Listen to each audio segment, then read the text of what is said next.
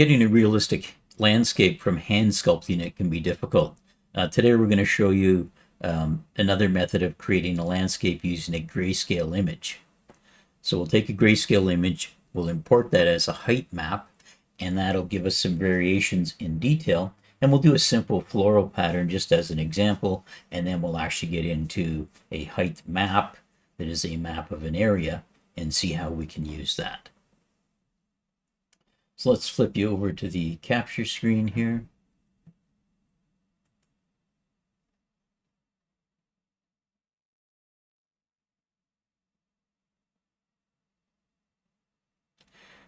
Like we did last time with creating level 4, we're going to create a new level. So we'll just go new level. We're going to use a basic level here. Say create. Before we forget, I will save it. So we'll do a save current level. We're going to save it in the same maps folder, and we will call it level 5. So last time we did this, we went into our landscape tool, and then we set some parameters and started sculpting and painting a new level. This time we're going to import, and we're going to import from a file, and the file has to be a 16-bit grayscale PNG file. So just as a quick example for something recognizable, I went out and found this image. So just for demonstration purposes, we're going to use this floral pattern, and it downloads as a JPEG. So let me bring it into view here.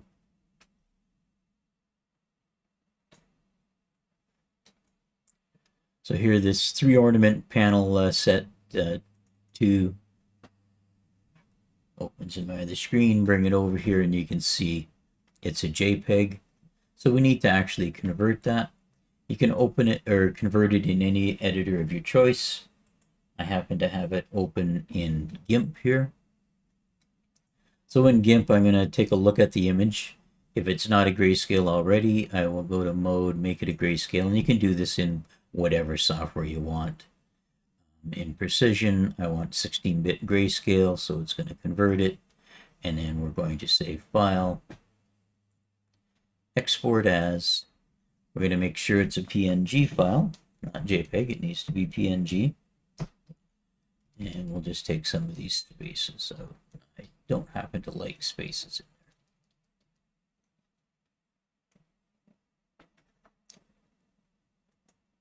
So it's going to save it in the downloads folder. So we'll do an export. We're going to set the compression down to 0 as well. And say export. And now let me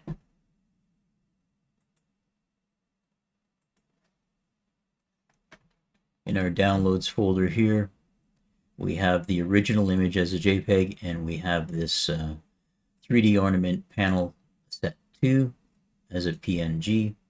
So I'm just going to bring this up here so it's in my working set.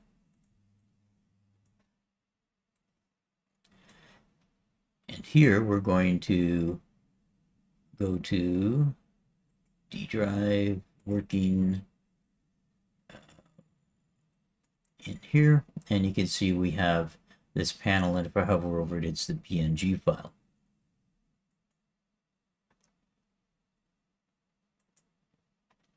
So it doesn't look too different yet. We have this selected. Going to make sure the quads are set to 127. We can say fit to data, and I'm going to, I think this will default to 100 scale all the way. I've purposely set this down to 2 to give it less vertical scale, and you'll see why when we do the import here. So I'm going to do an import, and I'm going to go back to selection mode.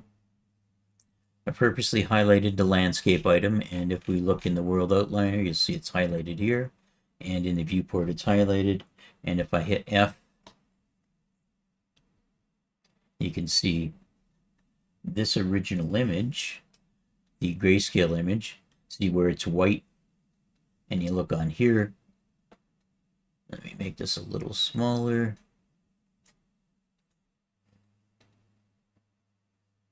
So this was our image, and you can see the dark areas are low and the light areas are high, and then part of the middle here is the original floor sticking through. So we took this particular image, and wherever it was white, it created a high area, and wherever it was dark, it created a low area, and we now have this environment that our character can run around in. And as we talked about previous session, we can adjust how high of a or steep of an angle this player can climb. So for example, they can climb up these ones, but if they were to try to climb up this more vertical face, they obviously couldn't.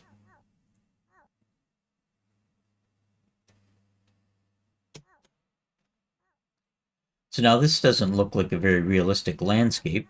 Its purpose was to demonstrate the idea that we could create a landscape from a picture, a graphic.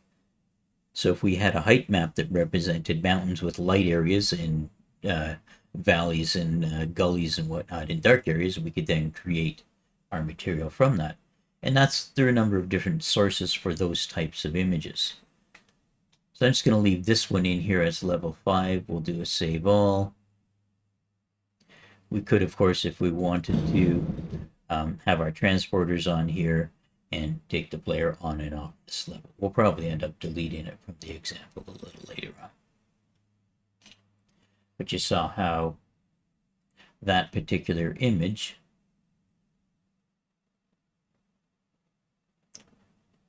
we're going to get GIMP back up here. Created a particular landscape that we wanted. So F to focus. I'm just going to, yeah, there we go. So you can see the coordination between those.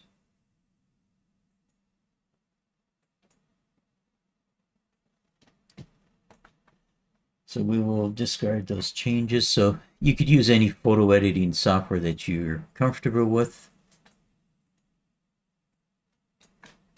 So then let's go take a look at a couple of images that are more like maps.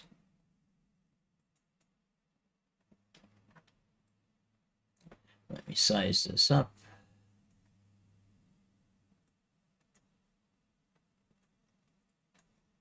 And drag it in here. Okay, this particular image is a little harder to see because there's a little more variation, but this is actually Barrie.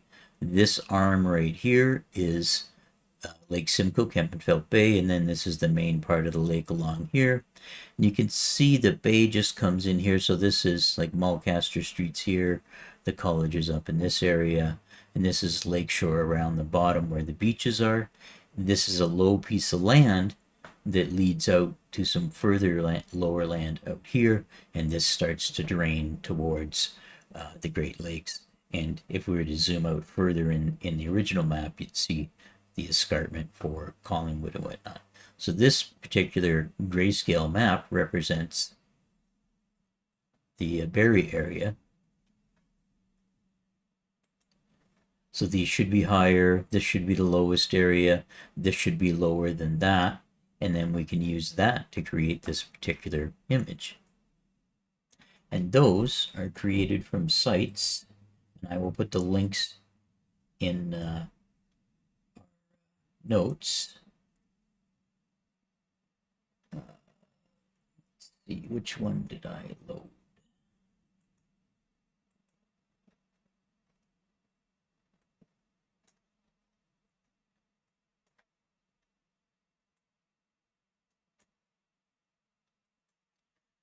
So one of these sites is this Manticore GitHub IO site for creating these particular grayscale height maps. So here you can see I've highlighted the Barrie area, and I can size it up and down if I wanted to, and you can see general location here. So if I wanted to go to a different area, I could enter the location here, or I could just zoom out and pan around. Let me copy this. Open a new one here. I could zoom out, move this around, pick a different area, pick a different size.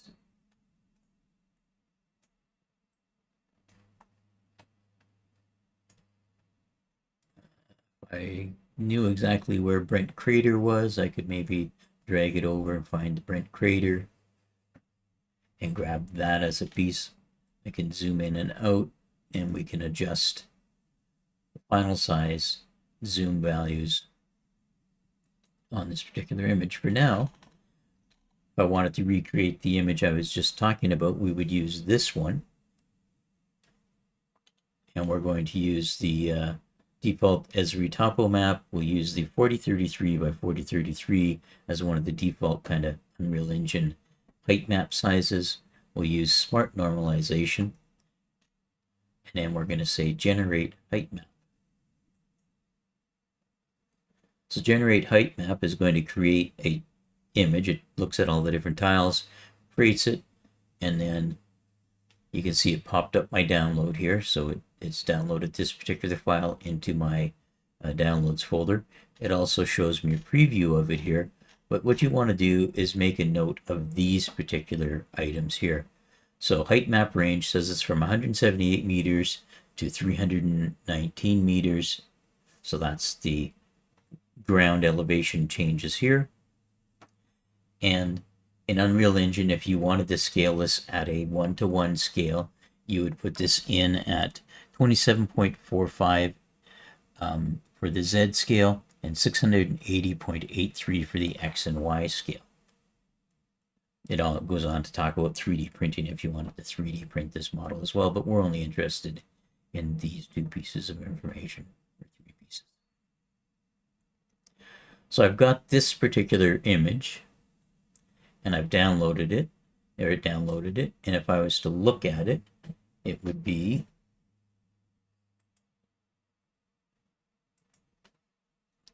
this file here. You'll recognize the name, and as I bring it into view, it's the image we were looking at a couple of minutes ago.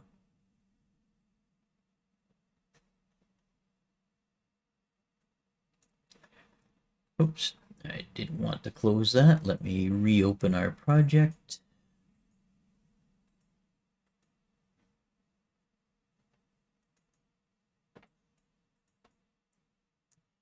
So as it reopens here, we're going to create a new layer or a new level.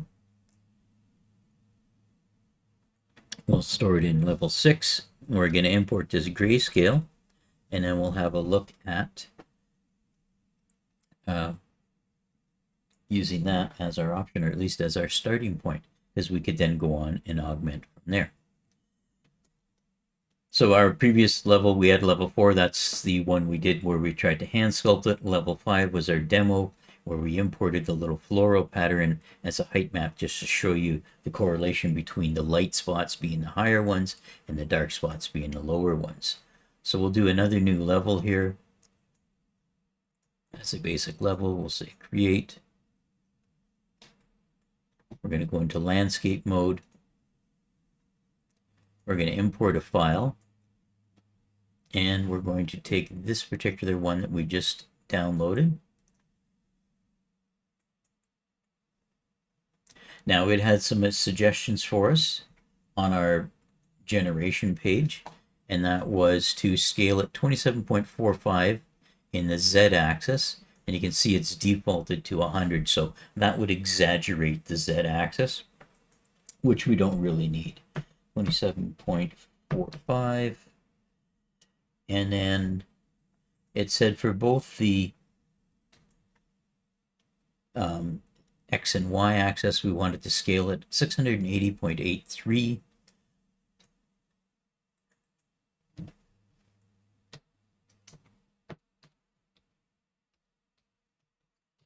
So it goes 680.83. We'll set the quads here to 127 to give us a little more detail. And then we can say fit to data is going to recognize our proper formats here. Let's say import.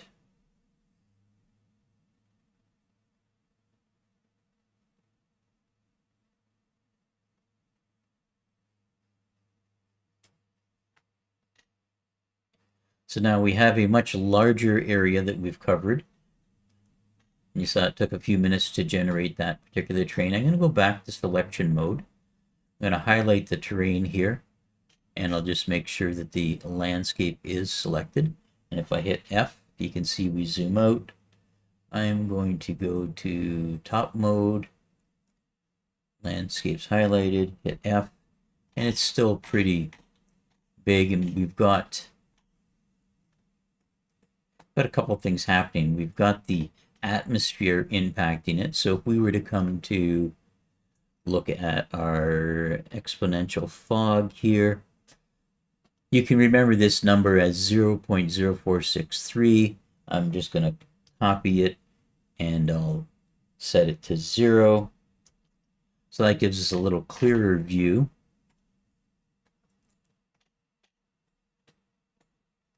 And if we go to a perspective view, again, landscapes highlighted here.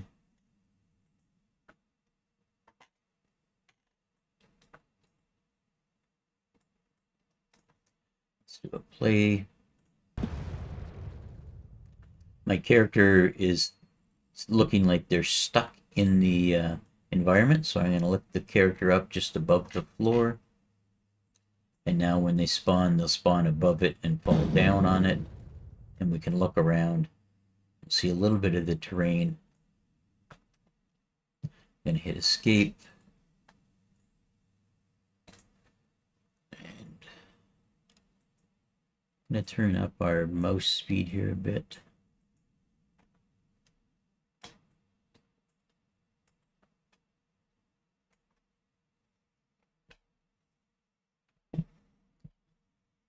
As we zoom out, you can start to see some of the texture. And you can see the environment. And because it is fairly large, it's hard to see.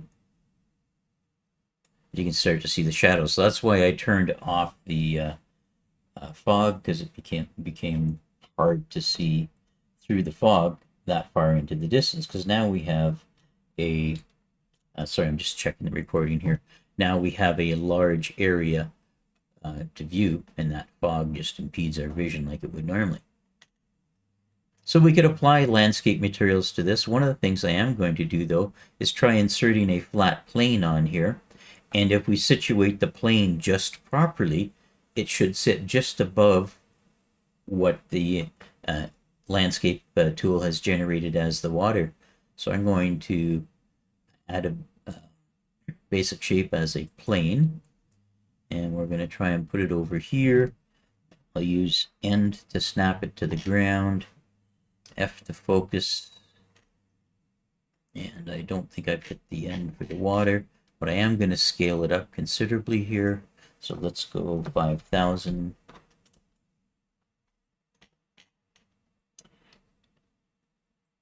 Make sure the plane's highlighted, and you can start to see some of the terrain. And I'm going to 50,000 here. And the reason I've done that is just so that we can determine how high up. If it's too high, it's sitting above our landscape. And as I push it down, if I go too fast, I'm going to go right through it. So I want to turn off our snapping here.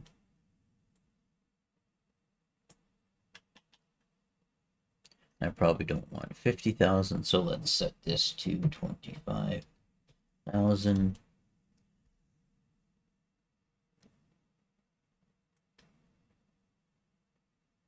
So what's happening here is I'm pushing the landscape up or down, and you can see I'm adjusting it a little bit. This value is going up or down, and as I adjust it, different part of the landscape is sticking up through that plane. So I'm at negative 1300 here, 1200. So if we go negative 1300, I probably want to go a little deeper.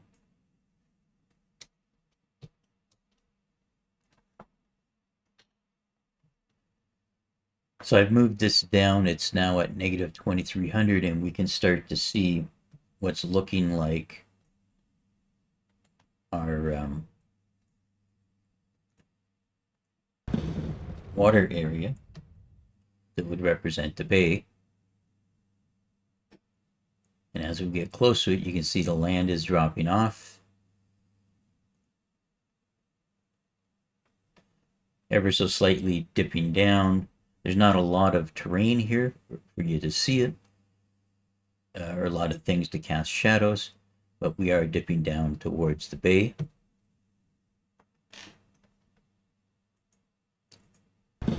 One of the things I'll sometimes do to just sort of help me visualize this is grab the player's start and lift it up in the air. And as the player falls, I guess I'm going to have to lift it up a little more than that.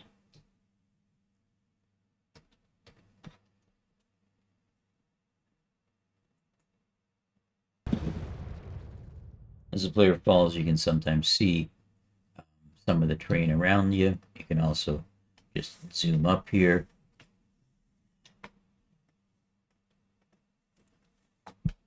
So I may still have this land or this plane a little too high. There is no bay in the middle of, or island in the middle of Kempenfelt Bay here. So I could grab it and drag it up just a little bit. So now that could be our bay. Or if I was to go down because I didn't want this lake up here because it doesn't really exist, I could also go into the landscape tool and manipulate this. So if I go back into landscape mode, go to our sculpt option here. Remember, if I use the sculpt tool and just click, it's going to increase the land mass, but if I shift click, it's going to decrease. So I've just shift clicked the piece of the landscape that was sticking through here, and now I've got my water plane strictly as the bay. We could go a step further and set that to a water material. I happen to know there is a blue water material in the starter kit, so we'll pick water here. Pick one of the lake materials. And now we've got a landscape that looks considerably more realistic with a lot less effort on our part. We didn't have to manually sculpt and carve this stuff. This is a fairly subtle landscape, but it looks reasonably realistic. And as we start to add terrain to it and options, we can start to build it out. Now, one of the things you might want to do is set some bookmark points. Remember, we talked about those before. So if you're working on a particular area, you could bookmark those areas, go back to those reasonably quickly. Have the landscape selected here, so maybe we'll put a material on it to get rid of that gray. So under landscape material, we'll pick ground.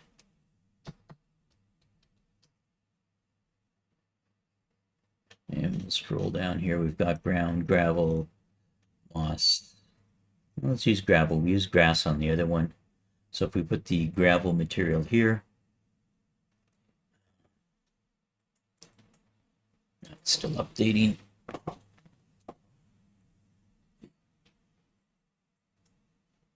Or has it crashed? I think it's still updating. Oh, there we go. Just me being impatient.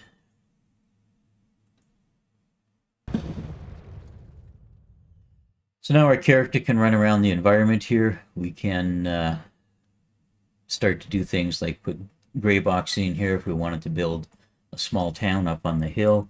So previous session we had gone into the modeling tool, and I think we chose box, and I think we said we had a 1200 by 1500, and I think we went 150 tall as our size for a house. We can say accept, and see how far away we get this from our player. It's not too bad.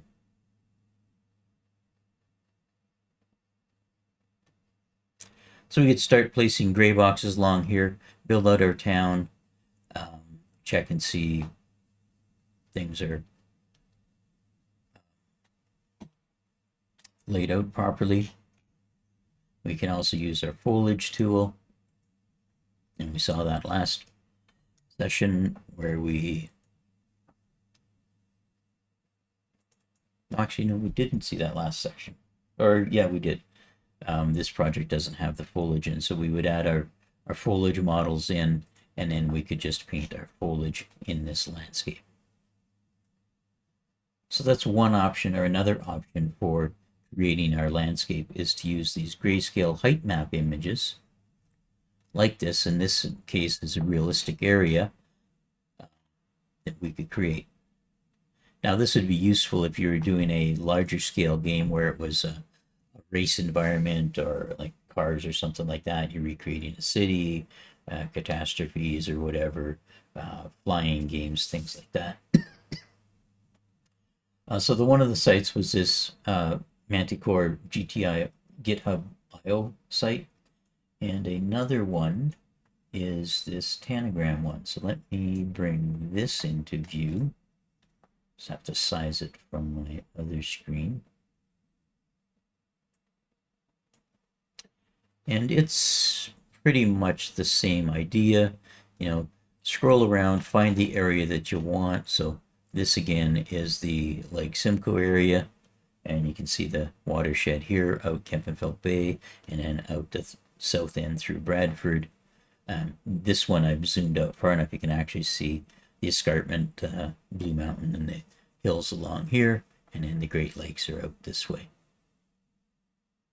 So in this process, set your zoom level, set a render multiplier here 3 to 5. You may find that if you've zoomed in too tight, it's not going to work properly and you'll have white squares. So then just drop your zoom multiplier, pick render, and it's going to give this warning here. It's too big, but it's going to actually create the tiles for us. And it should name it render here. And what you'll end up with when it's done is a file called render. Saw that in the download. And if I bring in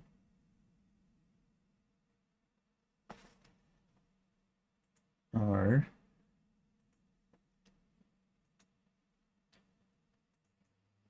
image, that would be this one. In this case, I renamed it Lake Simcoe Berry 2. You can see here it created a non-square, so it's rectangular version. You got more of the lake out here, but you could use this as a grayscale. So anything that can produce these type of grayscale images can be used as a input using this HeightMap tool to generate a more realistic terrain.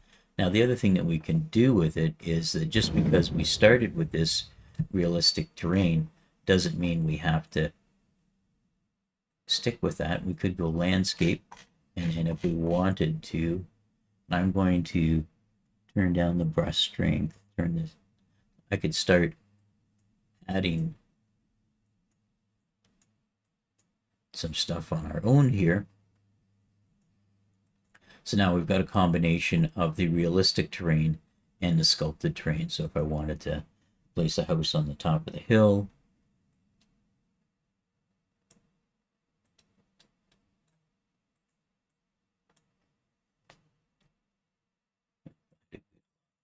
for it here.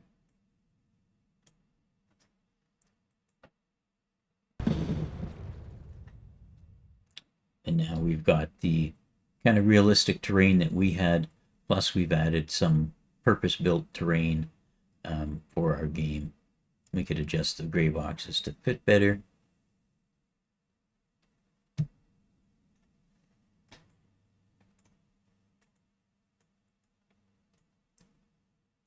The other thing we can do in our landscape, we could of course build it up. We could build ramps. I'm just going to sculpt something here.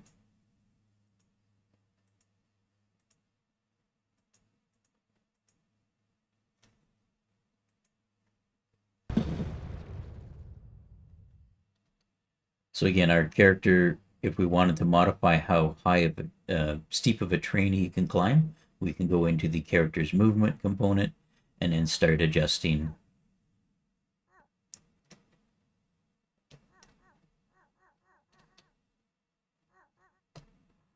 And we're not going to get there. So if I wanted to get to the top of this, I could just use our sculpt tool and maybe take a little off the top.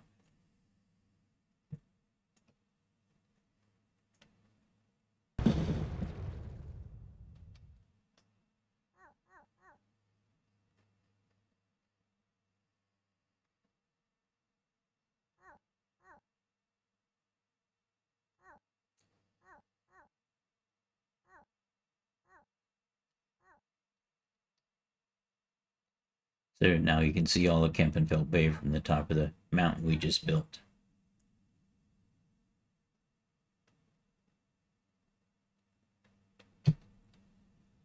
So grayscale images is one option, or another option for creating landscapes. We'll do a save all here. This level I didn't save. Bad Steve.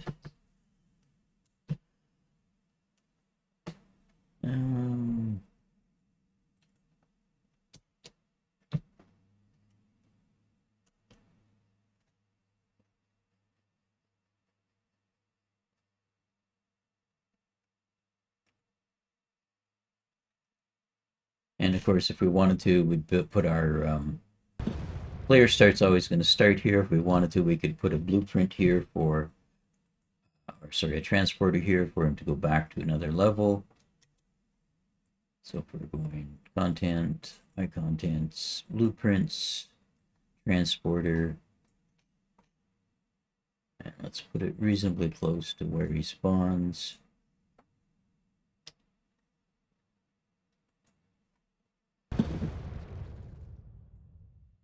Leave it's defaulting to the third person map. This map, we should have one that takes him to this level, level 7.